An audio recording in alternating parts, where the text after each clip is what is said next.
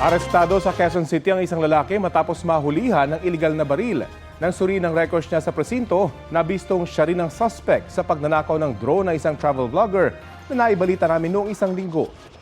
Balita hatid ni James Agustin. Walang kawalang 29 anyos sa lalaki na inaresto matapos mahulihan ng baril sa anti-criminality operation ng Talipapa Police Station sa Barangay Tandang Sora, Quezon City. Nakuha mula sa sospek ang isang kalibre 38 na baril na kargado ng 2 bala. Ayon sa pulisya, hindi lisensyado ang baril. Meron silang namataan na tao nakaupo sa gilid ng skinita. Tapos meron siyang nililinis o kinakapa na baril. So bigla itong tinakbo at hinuli ng mga operatiba natin. Nang i-check ang record ng pulisya na pag-alaman na ang sospek ay sangkot din pala sa ibang krimen. Na-found out natin na same person ito na person of interest ng yung nagnakaw ng isang drone sa isang vlogger doon sa area ng Station 15. February 17 nang mahuli kamang sospek na nilapitan ng isang nakaparadang tuktok o isang uri ng tricycle sa Congressional Avenue pasado alas 3 sa madaling araw. Tinangay niya sa natutulog na travel vlogger ang drone nito. Ang drone na ibenta na ng sospek sa halagang 5,000 piso. Nabawi naman ito kalaunan ng pulisya sa pinagbentahan. Aminado ang sospek sa nagawang krimen.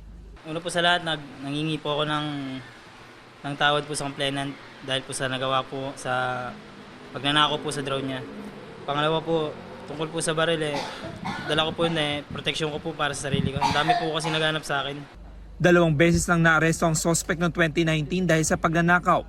Ngayon maharap naman siya sa reklamong paglabag sa Comprehensive Firearms and Ammunition Regulation Act. Nauna na naisampa ng QCPD Station 15 ang reklamong pagnanakaw kaugnay sa tinangay niyang drone. James Agustin nagbabalita para sa GMA Integrated News.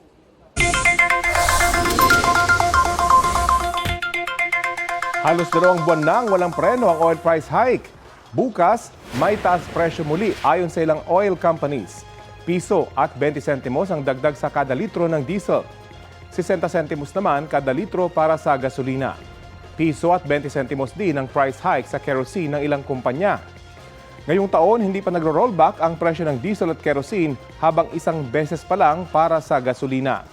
Nauna lang sinabi ng Department of Energy na nakaapekto sa pagtaas ng presyo ng mga produktong petrolyo ang tensyon sa pagitan ng ilang bansa tulad ng Amerika at Iran, pati Russia at Ukraine. Ito ang GMA Regional TV News. Mainit na balita mula sa Luzon, hatid ng GMA Regional TV. Inirereklamo ng isang pamilyang namatayan sa Tagkawayan, Quezon ang nag-embalsamo sa namayapan nilang kaanak. Chris, ano ang ginawa ng embalsamador? Connie, ginawa kasing content sa social media ng embalsamador ang pag-embalsamo sa babaeng namatay. Kwento ng ina ng babae, hindi ito ipinaalam sa kanila, tapos kita pa ang buong katawan at mukha ng kanyang anak. Napag-alaman pa raw nilang hindi lisensyado ang embalsamador. Tinawagan nila ang embalsamador para burahin ang video. Umamin daw siya at nag-deactivate ng kanyang social media account makalipas ang ilang oras. Patuloy pa siyang hinahanap ng mga pulis. Sinusubukan pa naming kunan ng pahayag ang pamunuan ng punerarya. Hulikam naman ang pagdanakaw sa isang nakaparadang tricycle sa Bangaldan dito sa Pangasinan. Huminto ang 2 lalaking yan na target pala ang isa sa mga nakaparadang tricycle. Tumawid ng kalsada ang isa at lumapit sa tricycle habang nagsilbi namang lookout ang kasama niya. Maya-maya napaandar at tinangay na ng kawatan ng tricycle. Natagpuan ang dinakaw na sasakyan sa isang shop dito sa Dagupan City. Isinangla umano ito ng isa sa mga sospek. Tukoy na siya ng pulisya at kanyang asawa. Ayon sa pulisya, hinahanda na ang reklamong isasampa laban sa kanilang dalawa. 65 ang bagong bilang ng mga nasawi sa paglubog ng MV Trisha Kirsten 3 sa Baluk-Baluk Island sa Basilan. Ayon sa Philippine Coast Guard, isa pang bangkay ang na-recover ng mga technical diver kahapon mula sa car deck ng barko. Lalaki, nakasuot ng black jacket, brown shorts at may life jacket. Halos 300 pasahero at crew ng Trisha Kirsten 3 ang nailigtas habang 14 na iba pa ang hinahanap. Ito na ang mabibilis na balita. 4 ang sugatan matapos bumangga sa ambulansya ang isang motorsiklo sa Maynila. Kabilang sa kanila ang 2 sakay ng motorsiklo. Tinamaan naman ng bubog mula sa bintana ng ambulansya ang 2 pasyente na ihahatid sana sa ospital. Kwento ng driver ng ambulansya, bigla na lang tumama sa likod ng sasakyan ang motorsiklo. Walang pahayag ang rider. Patuloy pang iniimbestigahan ng Manila Traffic Bureau ang insidente. Sumalpok naman sa mga concrete at plastic barrier ang isang kotse sa Quezon City. Paakyat noon ng EDSA Santolan flyover ang driver nang madisgrasya ang kotse. Paliwanag ng driver, hindi niya napansin ang mga barrier. Iniimbestigahan pa ng QCPD Traffic Sector 3 ang nangyari.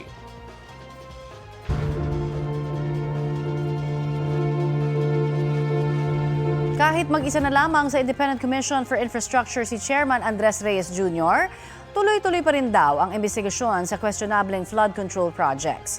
Ayon sa Malacanang, nagsumite na ng report ang ICI kay Pangulong Bongbong Marcos at malapit na raw niyang matapos ang pag-aaral dito.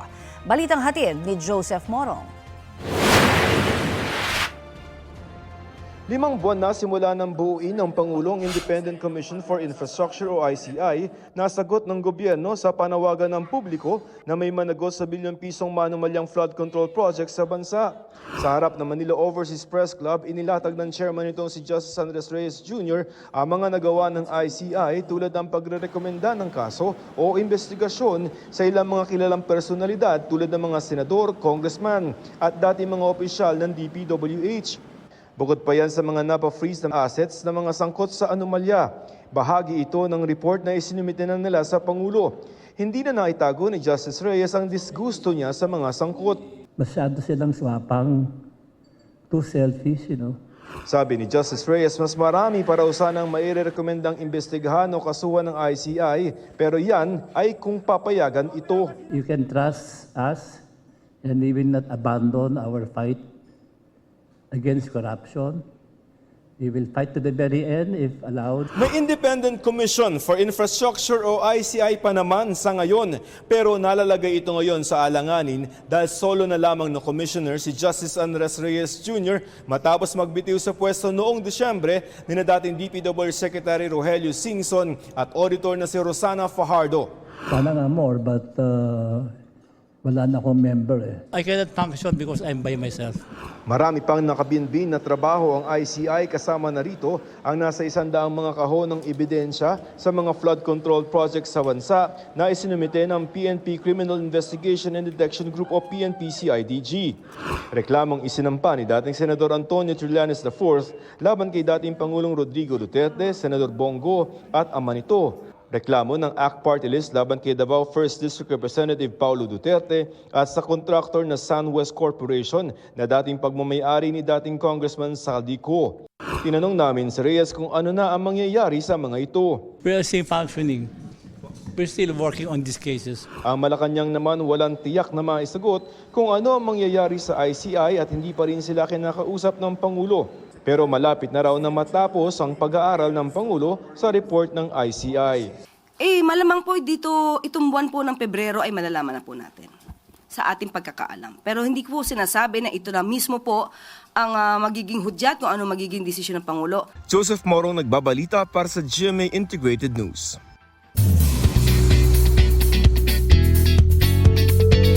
Lunes latest, Dance Universe mag-ingay! Nireveal na ang ika-5 at huling celebrity dance star ng Stars on the Floor Season 2. Ang multi-awarded actress na si Jasmine Curtis Smith. Nagsimula na kagabi ang Phase 1 ng kolabanan sa Sayawan. Nakapartner ni Jasmine si Joker ng First One. Si Sugar Mercado naman ang nakakolab ni Jao ng Alamat. Habang si Paul Salas naman ang nakaduo ni Sofia ng Kaya. Sa first dance-off naman ng season, nag-showdown ang duo sina Shanti at Jeremy ng Horizon, tapos sina Rocco Nacino at Denise ng Calista.